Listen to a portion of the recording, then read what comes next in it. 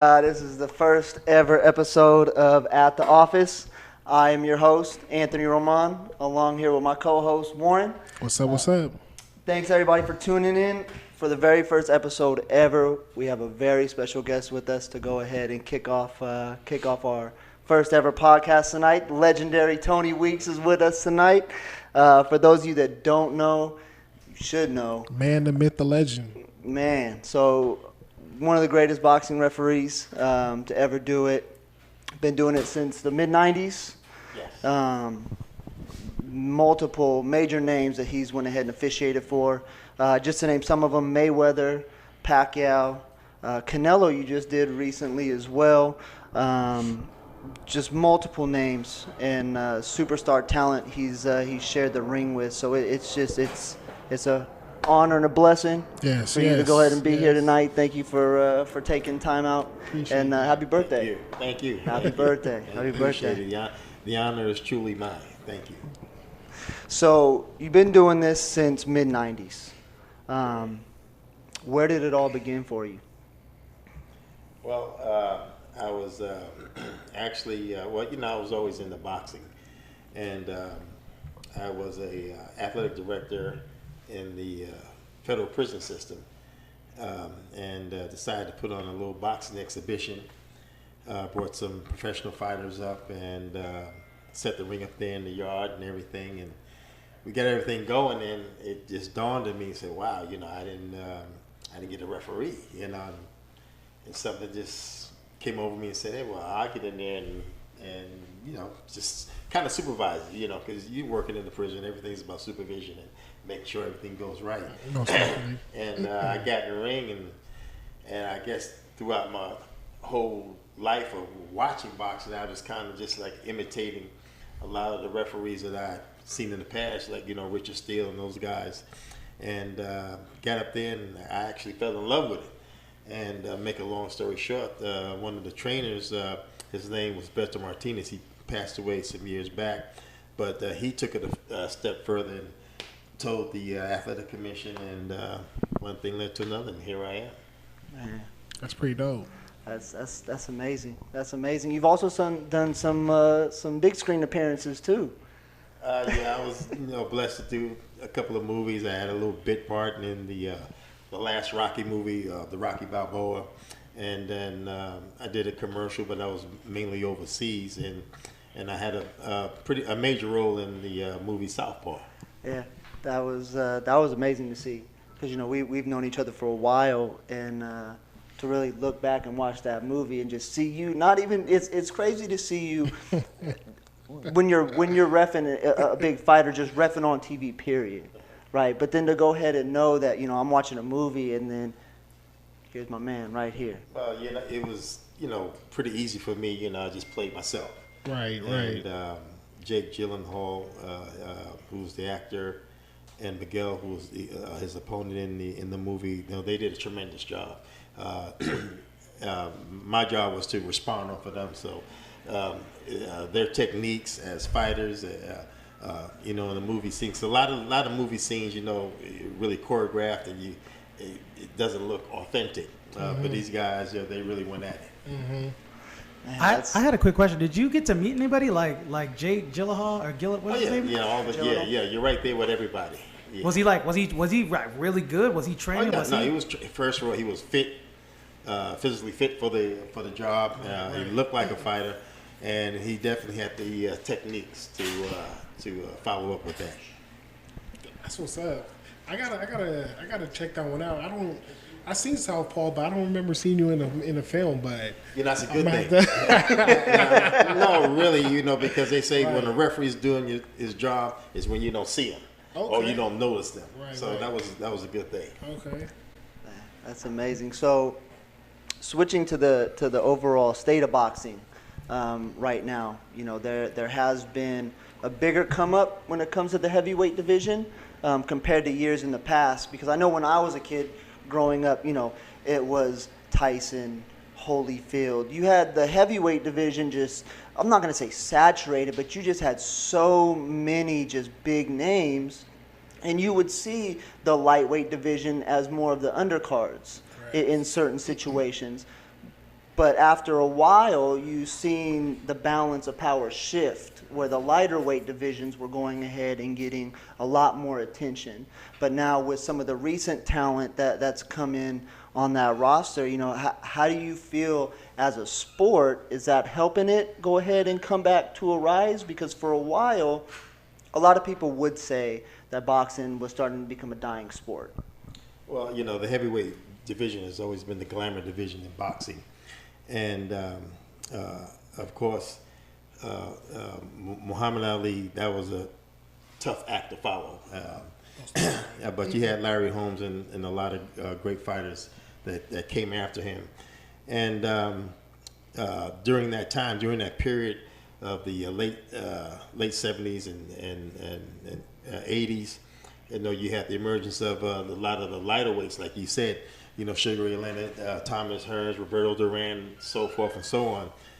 So the lower divisions really started to come up, and you know, because of the lack of you know, good bouts with the heavyweights, you had these guys that really, you know, take over, because the Olympics really glorified a lot of the lower class fighters, a lot of lower weight fighters and stuff. But now, like I say, boxing's the heavyweight division's always been the glamour division. The heavyweights, you know, you are the supreme, because you pretty much can beat everybody else in any weight class, you know. But now, you know, you have a lot of great heavyweights coming up now, with Wilder and Fury and Ruiz, you know, with the upset over Joshua, you know, stimulating a lot of interest back into the heavyweight division, which, you know, is needed. You know, you mentioned Mike Tyson. When you saw Mike Tyson, you knew it was going to be some action. Right. You know, somebody's getting knocked out or something's getting, you know, there was some really action. And with Lennox Lewis and Evander Holyfield, you had some, you know, great competition. This is what makes boxing what it is, the competition in it, to where you have a fight that can go either way. Yes, yeah. Yeah, it was funny that you mentioned Mike Tyson, because I remember as a kid, that's who to me got me into boxing. Yeah, because as a kid, and I remember watching the first pay-per-view, and it was just over before he even started. That man walked in about 10 steps, and then the fight was over. Right. And to me as a kid, I'm probably around like 9 or 10 years old, around that time period, if I remember right. And to me, that was just crazy. And I remember the second fight that we ordered for it. I literally was watching the undercards, and the undercards were all going ahead, and they went the distance, right? So I remember I left because the fight was about to start with Tyson. I not even went into the kitchen for 30 seconds and came back, and the fight was over. Yeah, that's, like I said, that was a Tyson fight. You know, his style, as a heavyweight, you know, you can't teach punching power.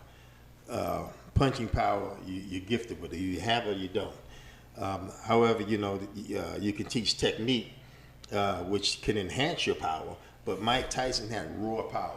And he was discovered as a 13-year-old kid, and you know, a legendary custom model who took Mike in and brought him up, and you know, he became heavyweight champion, and he was just a very exciting fighter.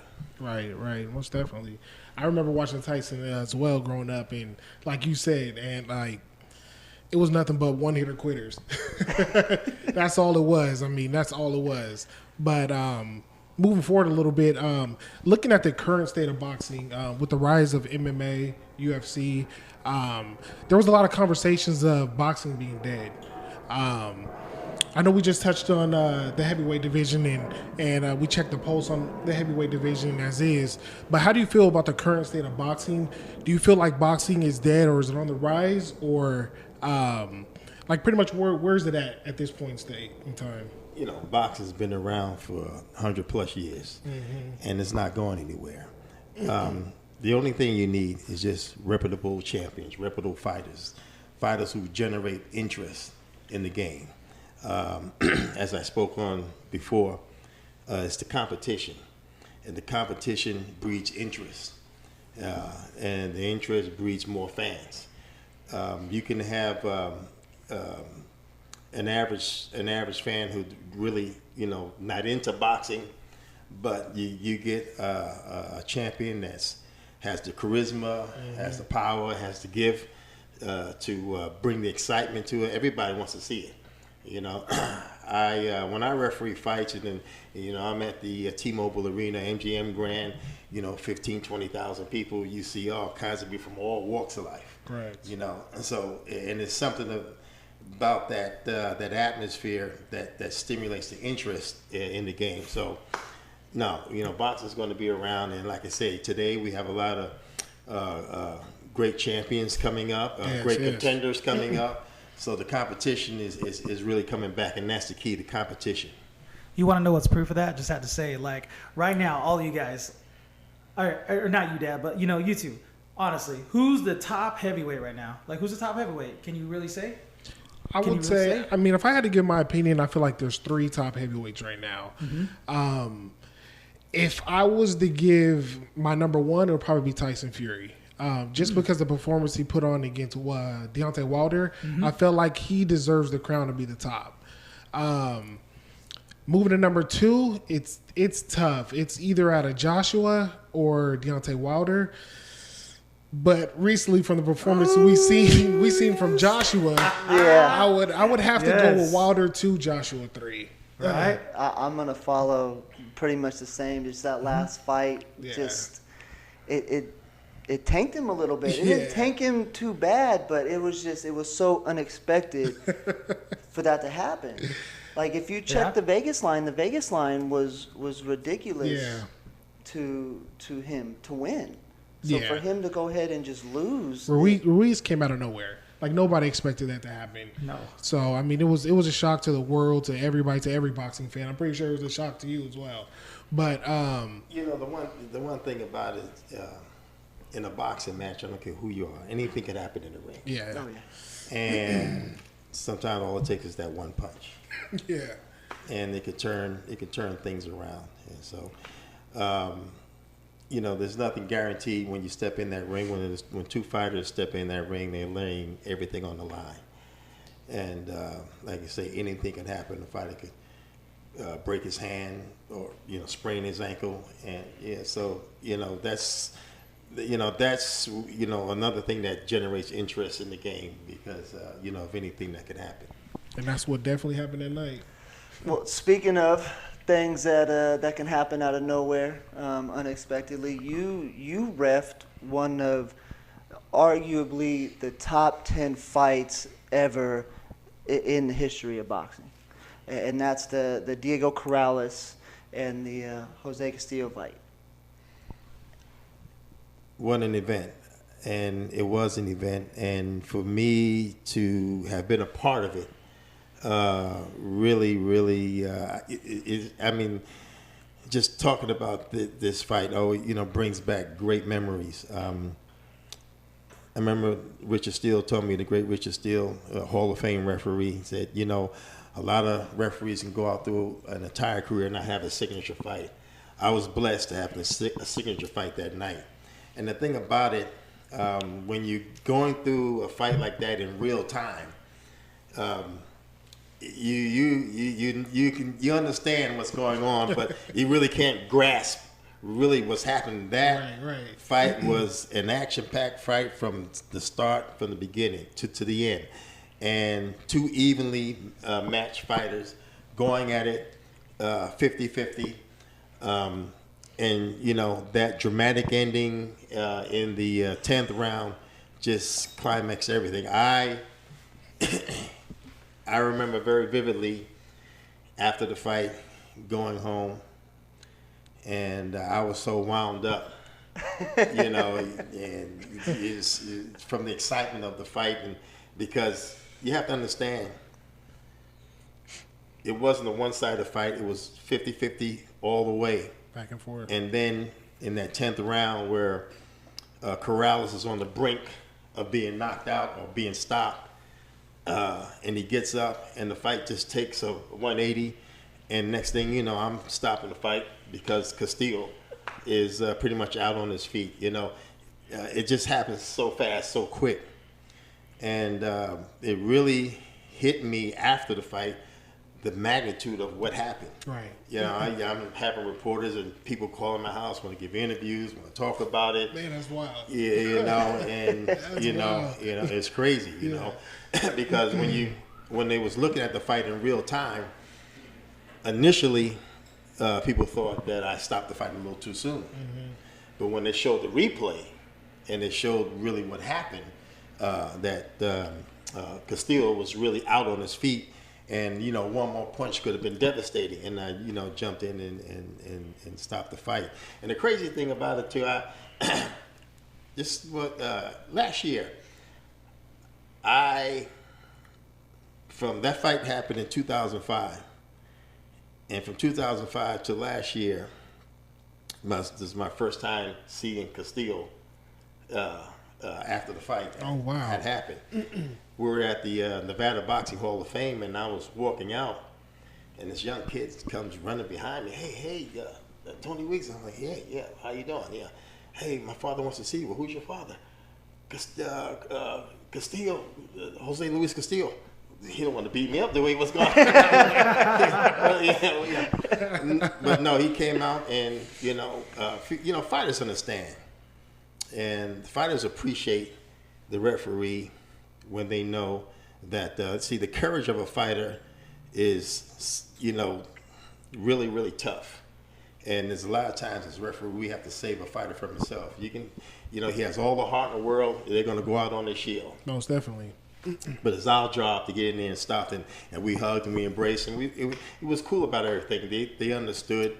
Matter of fact, before that, I had a couple of his relatives, come up and thank you for stopping it, because it could have. It could have been worse. You could have ended, right. It's like they say, you don't play boxing. Right. Yeah, right. That's just it. Yeah. Because when you look at it, especially in the 10th round, just rewatching it, Corrales is sitting there with face just swollen, knocked down. You really think that he's going to be done for. Right. And just... that to me would experience in real time would just blow my mind just to see the 180 happen, especially as fast as it did, because there was one point the second time you stopped it, he was spitting excessively from his mouthpiece. Mm-hmm. So you think, okay, you're really salivating. How are you really doing right now? But he was coherent, and his coach had told him, you better do what you need to do. Right. And he went out there, and the rest is history. What I find interesting is, going into the fight, you had no idea that was going to be a signature fight to you, right? Absolutely not. Actually, I don't mean to cut you off, but actually. Corrales and Castillo, they were well known in the boxing circle, but a lot of times they weren't really household names. And I remember originally I wasn't supposed to do that fight. Oh, wow. I was supposed to, they had me doing. There was an MMA event that was happening that night somewhere else, but I was okay with it because the following week you had the big name fight with Winky Wright and. Trinidad. Okay. And that's the fight I want. Then they tell me, well, we're going to give you the Corrales Castillo fight. So, okay. But you never know what happens in these fights. Exactly. Yeah. Exactly. Because the fight after that with Winky Wright and Trinidad. It came nowhere. No disrespect to him, but it came nowhere close to what the Corrales and Castillo went through. That's special. That's a special moment. But I was going to touch on something when you said about Corrales being coherent. A lot of times, the general fans, the general population really don't understand the job of a referee. We're trained to do what we do. We're trained to see and observe fighters, and their demeanor. Are they able to continue? Do I need to stop it? When you look at the first knockdown, Corrales, yeah, he spit the mouthpiece out, but like you said, he was coherent. He was okay. I counted. Got up. Let's replace the mouthpiece. Boom. As soon as I did that, boom, he gets knocked down again. But he's still coherent. Okay. And, of course, I had to penalize him for taking out the mouthpiece. Correct. Because twice in a row, come on, no. Mm-hmm. And, but just having our training helps us to recognize what's happening in the ring. Because let me tell you, when you're going through real time, there's a lot of confusion, there's a lot of action. As a referee, we have that much time to make a decision. It's not like in other sports, basketball or football or something of that nature, where you have a team. No, it's just you in that ring. And you have to make that split-second decision whether to stop that fight or whether to let it go on. Somebody's life's on the line. Exactly. Ultimately, because I have to say to myself, am I giving him a chance to go on, or am I giving him a chance to get hurt? Correct. Correct. Yeah, and I find that interesting because I'm a huge fight fan, and over my time I've seen a ton of fights, and I've gone back and forth where I see a ref stop a fight. I'm just like, man, was it too soon? Or I think he could have, like, watching it as a fan, watching it on TV, you'll see both fighters, and you're just like, man, he looks like he's ready to go, or he can still continue. But like you said, we're not trained, So from the naked fan eye, we're looking at it, we're just like, man, it looks like he can go. But you could be sitting at ringside, but you would never have the view of like the referee has. Exactly. He's right there, and he sees and he senses what's going on. Correct. And so they're going to make the correct call. And there's always a double-edged sword. The general fans, they complain, well, you stop the fight too soon, or if the fighter gets hurt, oh, you should have stopped the fight. Either way, you're in a no-win situation. But as a referee, you have to live with your decision. Correct. Okay. Correct. No one bears that responsibility other than the referee. Correct. And I think a lot of people overlook that because it's not me personally that's going ahead and having this person's safety in my hands. Right. So it's easy for me to go ahead and chastise somebody and say, well, you shouldn't have did this, but it's not me personally. Yeah. That's going ahead and being It's responsible. a lot of weight for to it. carry. Yeah. A lot of weight to carry. Yeah. And that's an aspect of the game that, as a fan, you really don't think of, So, looking at it from the eyes of a ref, you can kind of feel with it, relate with it. That you carry a burden that you got 2 lives you got to take care of in there. So, that is that's a burden. That's a burden. Yeah, and absolutely. And it's a job, like certain jobs, everybody's not cut out for. Correct. And not everybody can be a referee in any sport, but especially in boxing, because you have to have the ability to sense what's going on, to foresee what can happen or what may not happen, or whatever the situation may be, and you have to take that action right then and there on the spot. Yeah, no, absolutely. Just because as a fan watching, you're more so worried about the fact of being entertained. Right. Right. So it definitely goes ahead and definitely makes sense. Well, fans, like I say, they entertainment, or they got money on it, or they got emotions on it, feelings. That's my boy. That's whatever. Yeah. So no, with us it's straight down the middle. Right. So. Oh no. Okay. So moving forward a little bit, hindsight's 2020. I mean, we look back at the Castillo and Corrales fight, and we see that was a classic. Going forward in your career, or looking back at that fight that may have happened, is there any fantasy fight that you wish you would have been in there to call, or maybe a future one that you may want to take part in? Well, I've always been a Muhammad Ali fan, and I was a young boy when the first Ali Frazier fight took place in 1971, March 8th, 1971, Madison Square Garden, New York City, my hometown. It was unusual because the Garden was in Madison Square Garden, and the Garden was booked all up, and the only real date they had was on a Monday, and so instead of the fight taking place on a Friday night or Saturday night when they usually do, it was on a Monday night. And back then, we used to go to see closed circuit TV on the movies, and my mother wouldn't let me go see it because it was a school night, and I was mad, But I would have loved to referee an Ali Frazier fight. Two fighters who brought out the best of in each other, right? And were two great champions.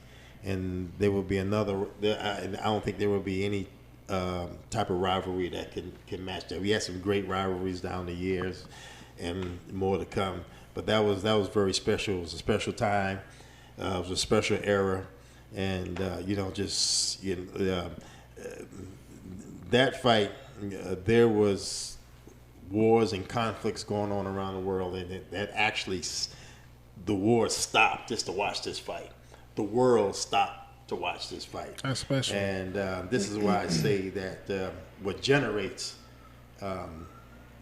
interest from the very novice boxing fan, and wars, like I said, the wars that stopped for that time. We want to see this. We want to see this fight. Right. So with that as well, okay, so that's a fight that has happened that you would, obviously, that'd be your fantasy fight to go ahead and officiate. Is there a different fight that you would like, whether it is cross generations, anything like that, or is it still going to be that fight, just cut and dry? Cut and dry. That's interesting what you guys just brought up right now, because wow, I didn't think about that, right? When you were talking about a fight being that big that the world was watching. What would it take? Because earlier we were talking about, like, boxing's dying. Some people say it's dying. I personally think with the heavyweight division, it's starting to come back a little bit, now that the welterweight division's gone down a little bit. What type of fight or what situation could we see where we would have that same situation again in today's time? You know what I mean? To have a fight where everybody in the world would stop at what's going on to watch this fight. Muhammad Ali, a Sugar Ray Leonard, a Roberto Duran, a Thomas Hearns, a Marvelous Marvin Hagler. It takes a great champion, but it takes a great challenger to bring about that interest. Joe Frazier elevated Muhammad Ali to another level because of who Joe Frazier was. A great champion, a great challenger. No walk in the park. Leonard was blessed to have Hearns, Duran. Duran was blessed to have Leonard and Hearns and those guys. This is what makes a fight up to that level, when you have a great champion and a great challenger. That could be a 50-50 fight. Ali was a showman, a promoter, a poet, everything. He was before his time. Yeah, he was an architect. Yeah, he was before his time. Definitely agree with that. And so he always had the gift of gab. Joe Frazier didn't have a gift of gab, but there's one thing he had where he can get him in that ring and he can put something on him. But that's what makes a fight elevate to that level, to where when you can grab the imagination of the world, you've done something.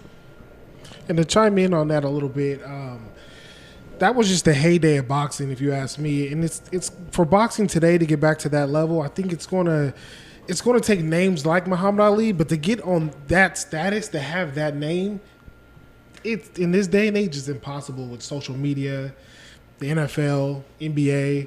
I mean, LeBron James is probably the biggest name today in sports. But for a boxer to get on that level, to me, it's pretty. It's I don't know. In my opinion, it's pretty impossible. I mean, we have some pretty prominent names in boxing today.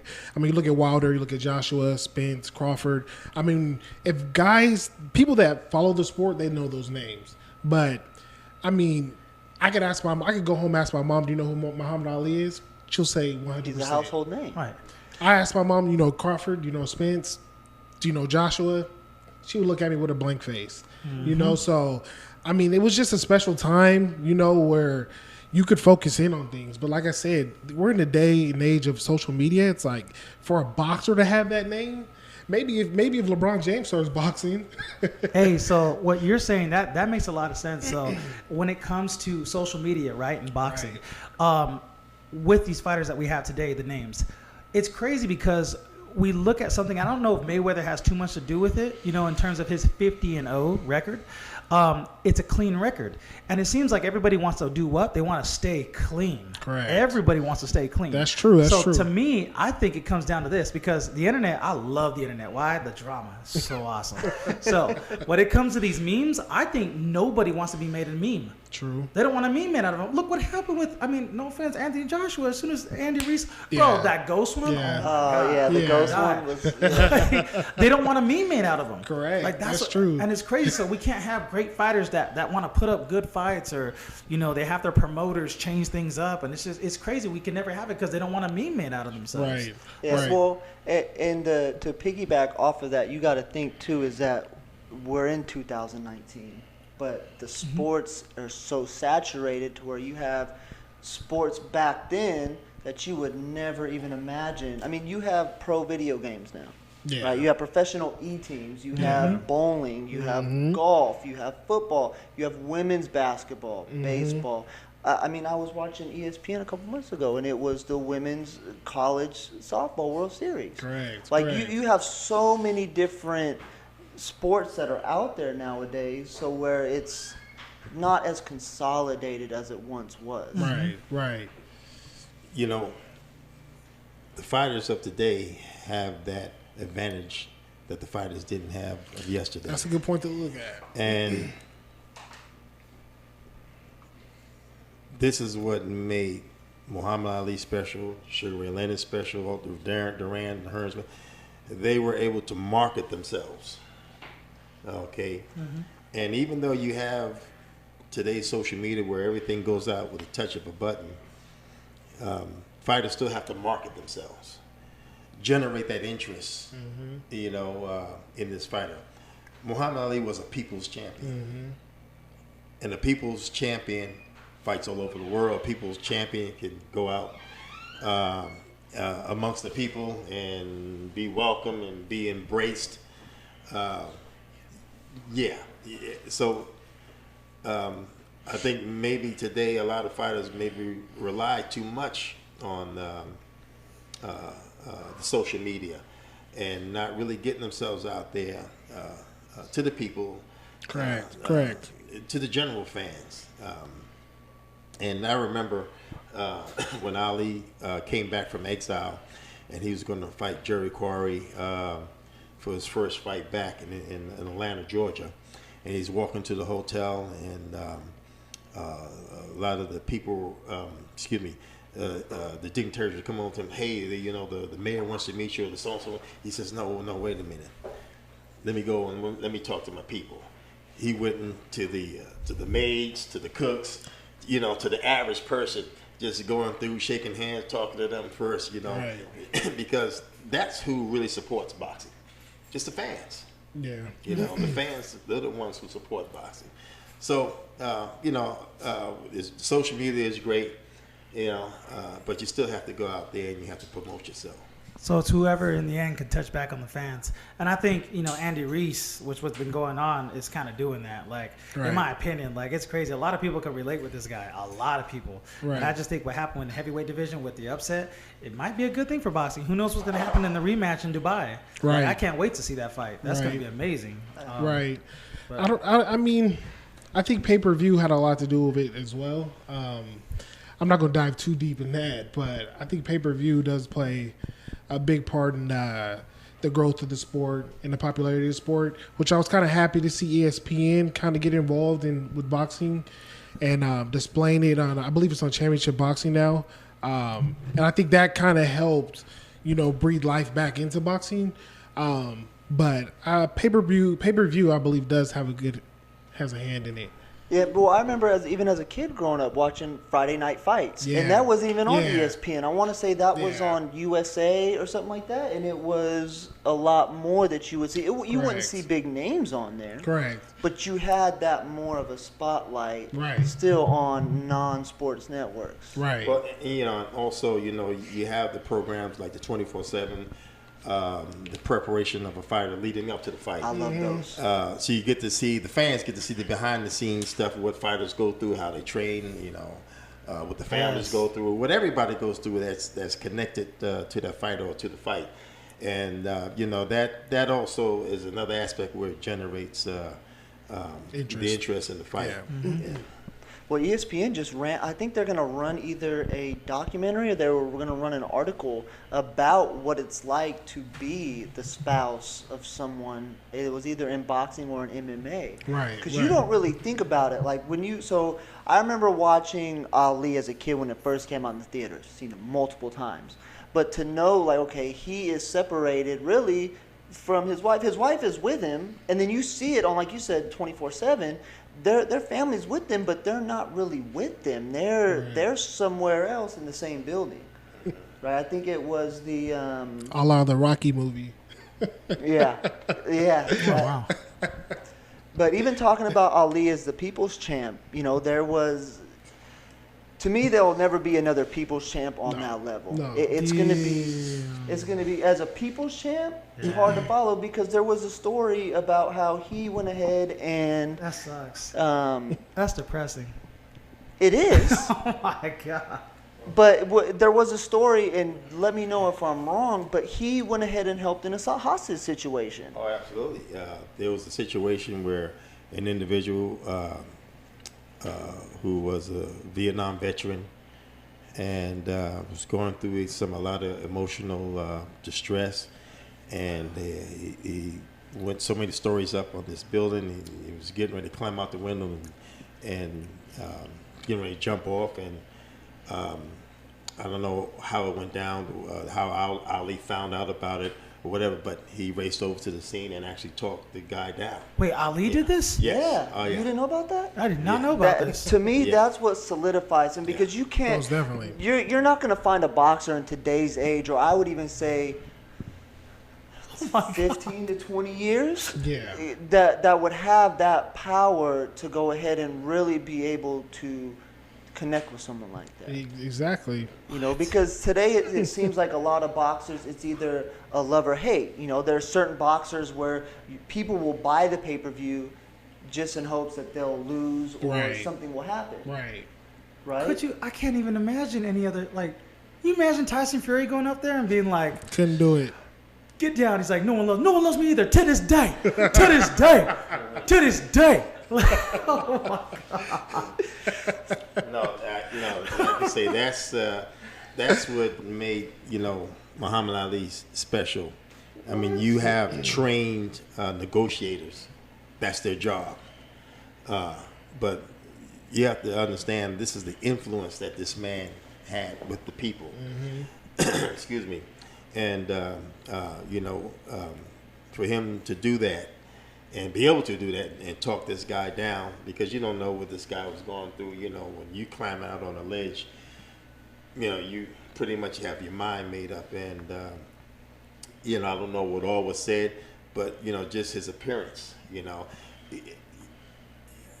When I'm at the fights, this is when Ali was alive.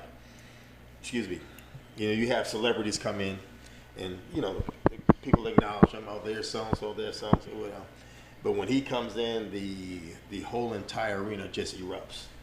And like I say, this is even at the late stages of his life. Yeah, he still commanded that presence. Absolutely. And this is something that shows that his legacy will live on and on and on.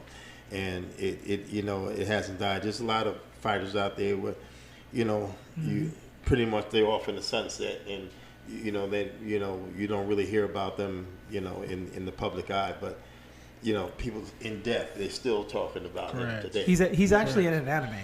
I'm sorry. He's in an anime. Yeah. I didn't know that. Called Baki. Yeah. And it's how anime always talks about people having secret powers like Muhammad Ali. Your secret power, not being able to get hit. Like, it's crazy. Like, he's in an anime. That's nuts. Well, he's always been, like I say, a cultural icon. And,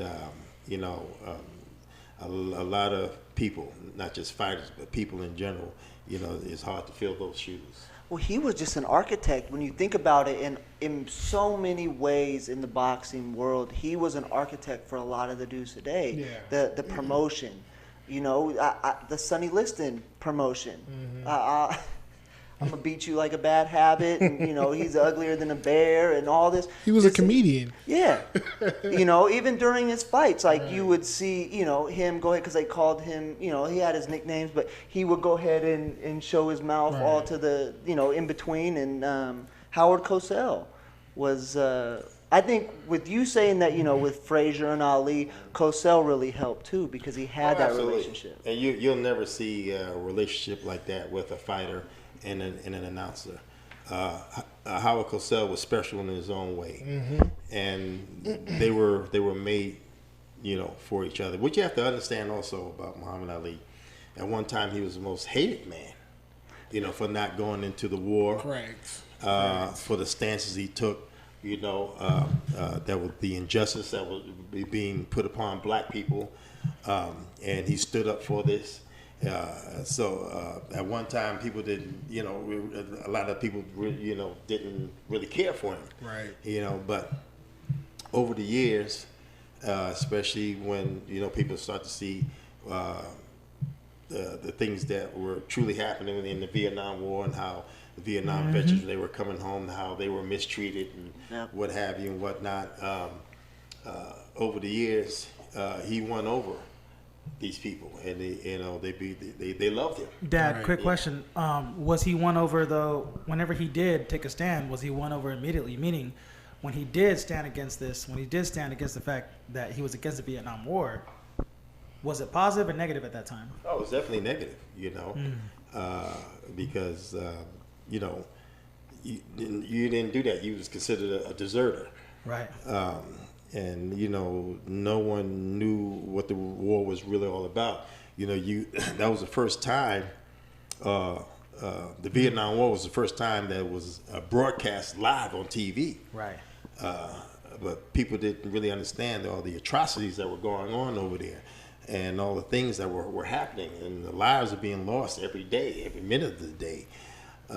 And for Muhammad Ali to take a stand in the prime of his career and being stripped of his championship and being stripped of his right to work in boxing, and this was 3.5 years of the prime of his career, So when he came back, that even elevated him to another level. So he was willing to sacrifice all that. It wasn't about the money. It was about what's being right. Yeah. And you as a boxing fan, do you see that as a relation, even though it's a different sport, do you even see that with like Kaepernick? You know what I mean? Does that actually relate to that in the sense that some people try to say, well, he's not, there's that argument of is Kaepernick just like Muhammad Ali? And it really isn't that we're saying he's like Muhammad Ali, but in terms of taking a stance, in terms of having that platform, do you see it's the same thing? Absolutely. He put everything on. He put his career on the line, and unjustly, he's being blackballed and not be able to play in the NFL because he's standing up for what's right, and the people understand that he's standing up for what's right. And a lot of times people are afraid to say certain things or do certain things because they don't want to be blackballed themselves. But no. Right. He stood up, and he's still standing up because he's right in what he's saying and what he's doing.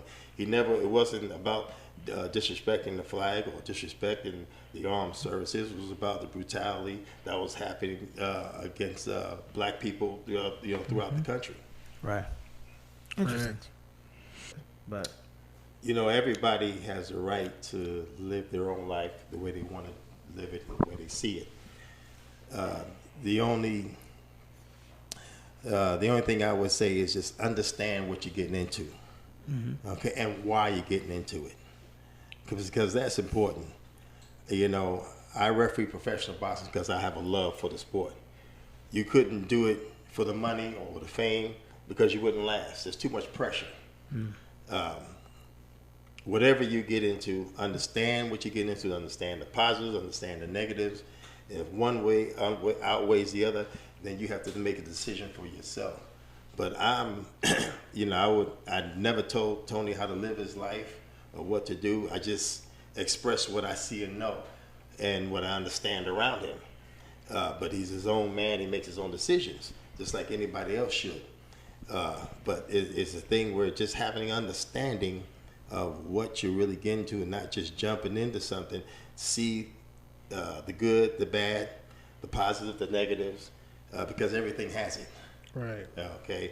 And there is an art to fighting. You know, it's a brutality, but it's an art to it. Okay. And at times it could be a beautiful thing. You see a beautiful combination. You know, a beautiful jab. A guy slips a punch, and there's an art to it. It's just not like a street barroom brawl where you see, two guys just, it's a mess. Just going at it. That was Tyson, man. That was Mike Tyson. Connor. You're gonna feel it, but no, I just think it's important that whoever you are and whatever you do in life, understand what you're getting into, and that you're willing to sacrifice whatever it takes to get in there. Wise words. So what is the next steps for you? For Tony Weeks, what's the next? path? What's the path? What road are you taking? Wow, like I said, I've been truly blessed in my life to do what I do, to travel the world, to meet amazing people from all over the world, from all walks of life, black, white, Hispanic, you name it. There's great people all over the world. And another one, to be able to have met my idol, Muhammad Ali. Oh, that's amazing. On that's three amazing. different occasions, and that was very, very special to me. Just growing up, seeing and meeting the people who I watch, growing up. Now they call me by first name. Because when you're doing the fights there in Las Vegas, you're on stage with everybody. There's only 3 people in the ring, and it was funny when I first got the job of refereeing. The director called me up to the office and he's giving me the whole spiel about everything, and I never forgot it. He's telling me about all these things, and he says, so let me tell you something, and don't forget. And I say, well, what is it?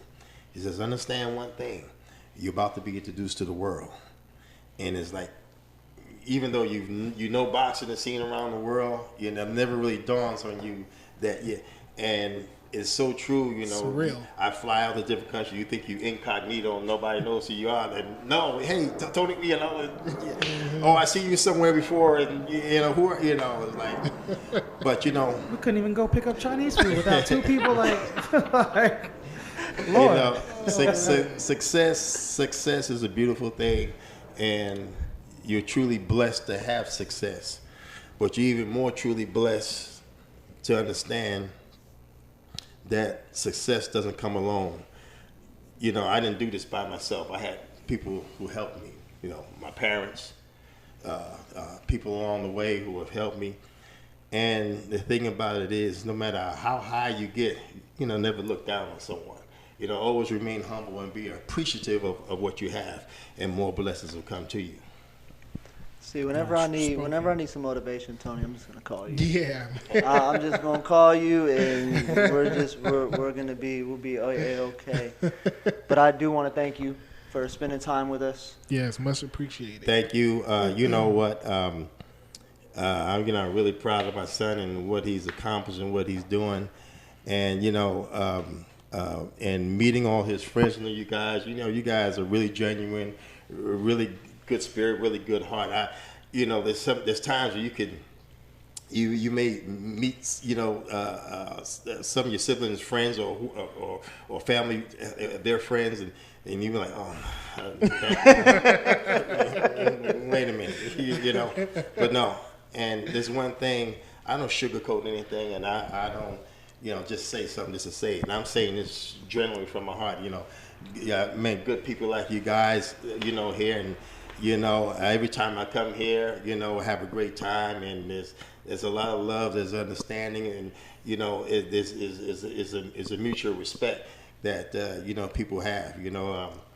I'm the type of guy where I understand being a fan at one time, where you see a celebrity, you get hyped up. Yeah. I understand that, and all that's cool. When someone comes up and acknowledges me, I want a picture or whatever.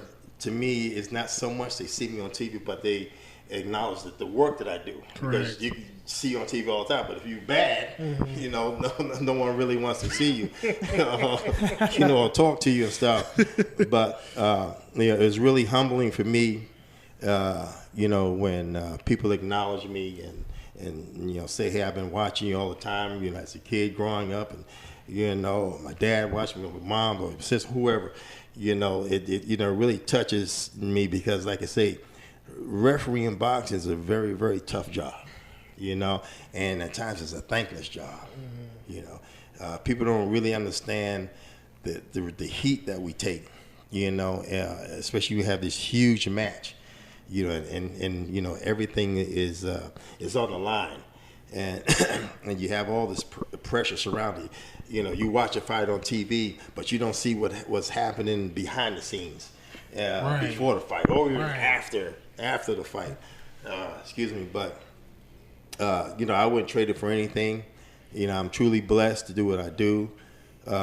It was a blessing for me, because I never grew up saying this is what I want to do. It came to me, and when something comes to you, that's a blessing. You see, he will never elevate you to a position until you're ready. Yeah, that's true. There was a time in my life I wasn't ready. I'd be like a kid in a candy store. Yeah.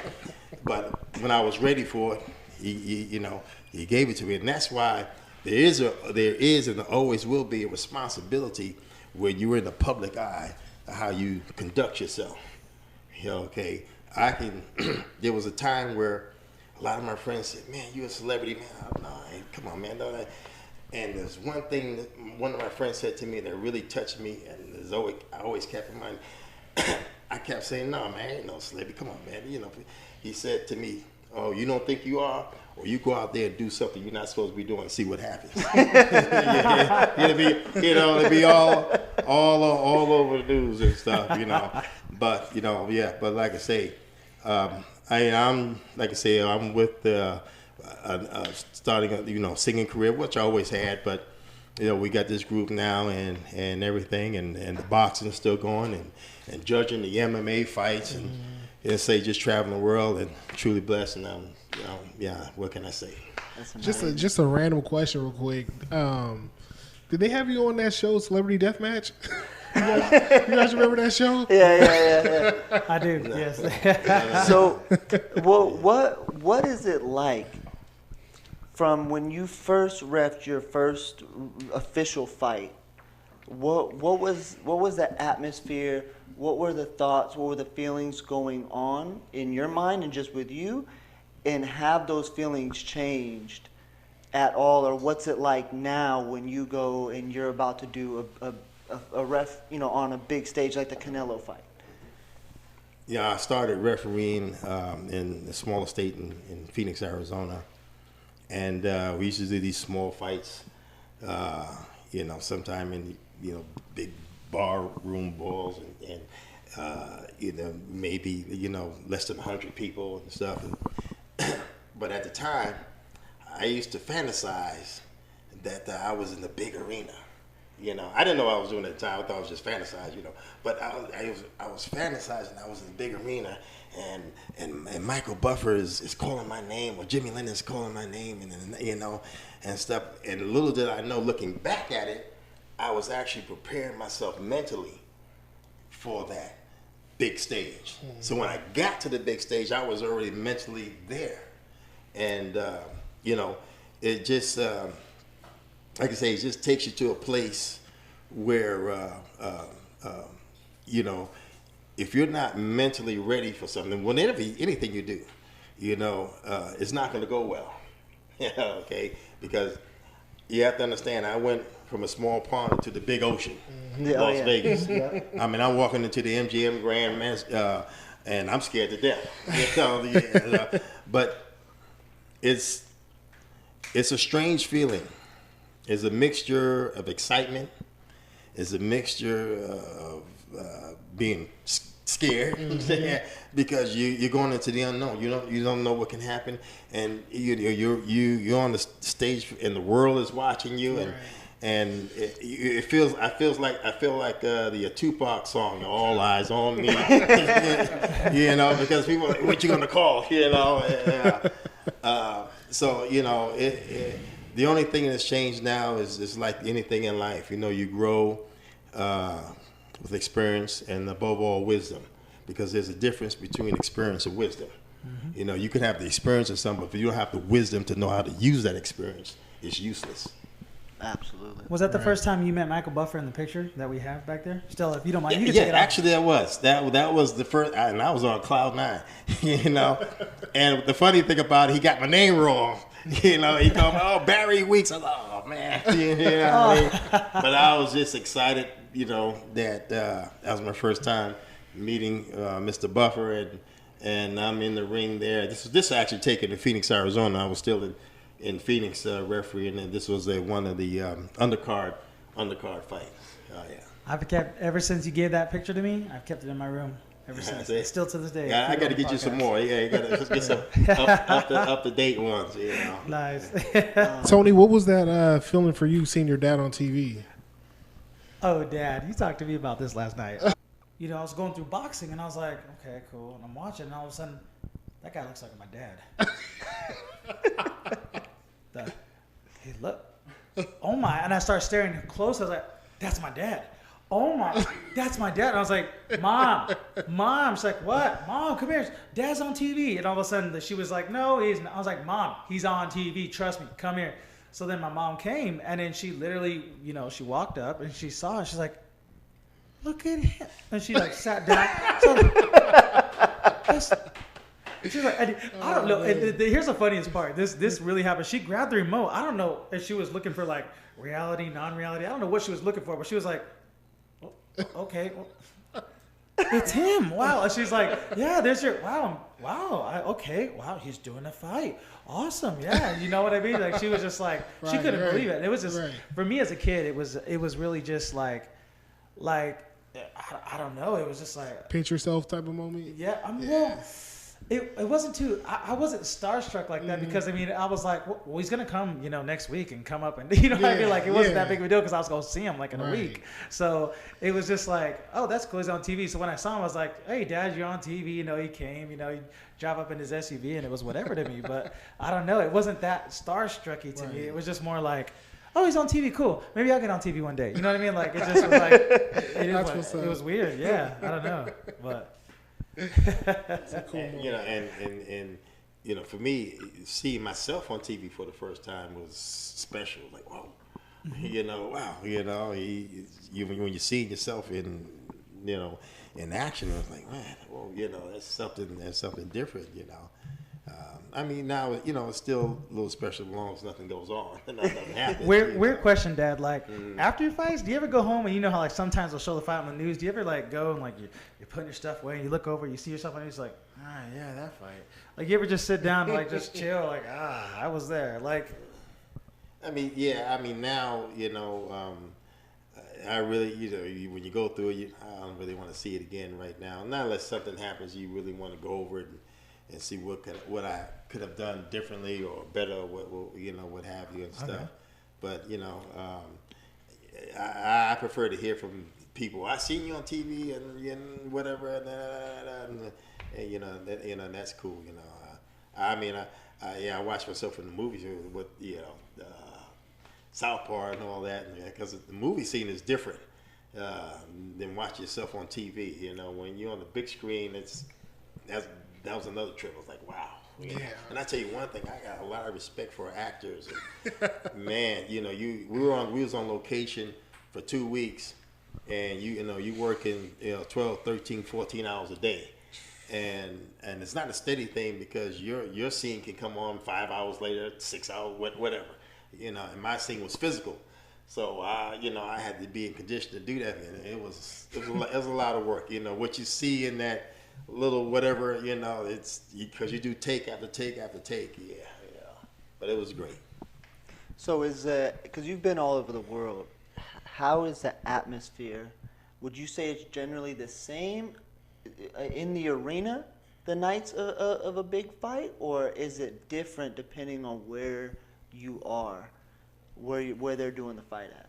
It was definitely depending on where you are. I was blessed to do a fight in Africa, in Accra, Ghana, in the outdoor arena at night, in the African night, and the African people, the stands are full, and they are singing and chanting the whole night, you know, and it was like, wow, I felt what Ali felt when he went to Zaire, and it's just an amazing feeling.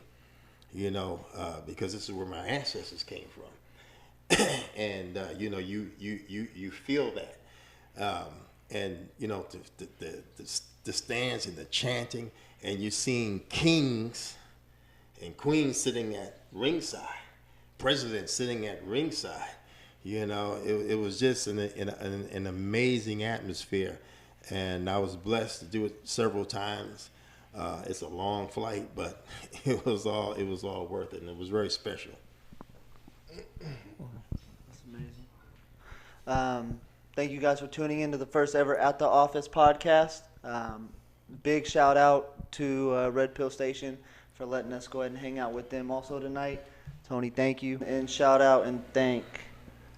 And I just have to, a couple of things. Well, first of all, I have a group that we sing with. We call New Beginnings. Ooh, and yes. we out of Las Vegas. So you know, Okay. Is Kenny Bayless? Okay. Is Kenny Bayless? No. Oh. Anybody, you know, these are all professional guys who I work with, and they performed a lot on the strip with the various clubs. So you know, you got a wedding coming up, you got something coming up. You want a good band. We do all the old school stuff, Temptation style stuff. So yeah, Gotta keep that in mind. you Okay. got it. Shout out to Tony Weeks. The man. So thank you again. Happy birthday. Thank you. One more. 21. One more time. Yeah. I was gonna say 22, but we'll go 21. So thank you guys for tuning in. Have a good night.